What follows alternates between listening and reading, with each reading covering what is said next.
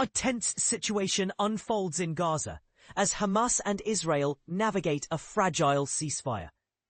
The fate of hostages and the potential for renewed conflict hang in the balance. Hamas has made a bold move, returning the remains of deceased Israeli hostages. But there's a catch. They claim they need specialized equipment to retrieve the remaining bodies from the ruins of Gaza. This comes amidst Israel's threat to resume fighting if the ceasefire terms are not met. The latest development saw Hamas hand over 2 more bodies on Wednesday, bringing the total to 9 out of 28 known deceased hostages. However, there's a twist. Israel claims one of the bodies was not that of a former hostage. The Ezzedine al-Qassam brigades, in a social media statement, declared they had fulfilled their part of the agreement by returning all living Israeli prisoners and the corpses they could access. They added that retrieving the remaining bodies would require extensive efforts and specialized equipment. Since Monday, under a US-brokered ceasefire agreement, Hamas has exchanged 20 surviving hostages for nearly 2,000 Palestinian prisoners freed from Israeli jails. But here's where it gets controversial. Israel's defense minister has threatened to resume fighting if Hamas doesn't honor the deal's ongoing terms. If Hamas refuses to comply, Israel, in coordination with the US, will resume fighting and aim for a total defeat of Hamas, changing the reality in Gaza and achieving all war objectives. A statement from Israel Katz's office read, US President Donald Trump, seeking to maintain pressure on Hamas, hinted at allowing Israeli forces back into Gaza if Hamas fails to uphold the ceasefire. Israel will return as soon as I say the word. If they could go in and teach Hamas a lesson, they'd do it, Trump told CNN. After Katz's threat, US advisors assured the media that Hamas was committed to returning the bodies of dead hostages. Retrieving the bodies is challenging due to the pulverized state of Gaza, the advisors explained, adding that there was disappointment when only 4 bodies were initially returned.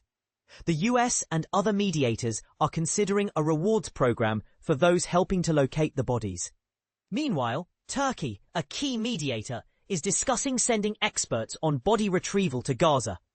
Aid trucks entered Gaza on Wednesday, and preparations were made to open the main Rafah crossing on Thursday. However, Israel warned it could shut the crossing and reduce aid if Hamas returned bodies too slowly. The political challenges facing Israeli Prime Minister Benjamin Netanyahu were highlighted by far-right National Security Minister Itamar Ben-Gvir, who criticized the aid delivery as a disgrace and accused Hamas of lying about the hostage bodies. Aid agencies and the UN are calling for Israel to open more crossings to allow thousands of trucks into the devastated territory daily. Tom Fletcher, the UN's senior relief coordinator, urged Israel to facilitate a massive surge of humanitarian aid and remove obstacles. Withholding aid from civilians is not a bargaining chip. It's a legal obligation, Fletcher emphasized. Aid agencies report thousands of tons of aid, including food and medical supplies, waiting in Egypt or stockpiled elsewhere in the region.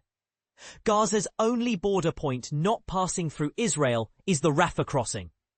Israel has repeatedly blocked aid during the conflict, leading to accusations of using starvation as a war tactic.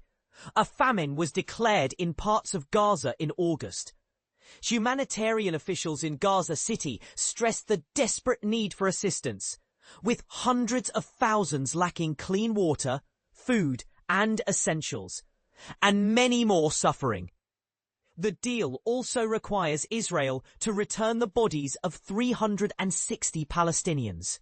Doctors report that many of the 90 bodies returned so far show signs of torture and execution, with blindfolds, cuffed hands, and bullet wounds to the head.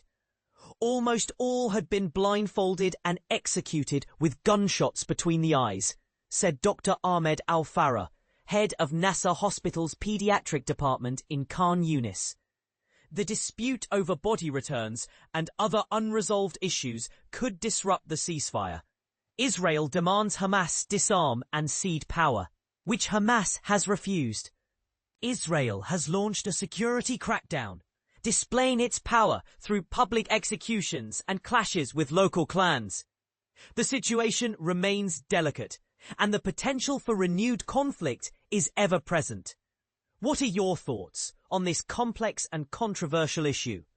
Feel free to share your opinions in the comments.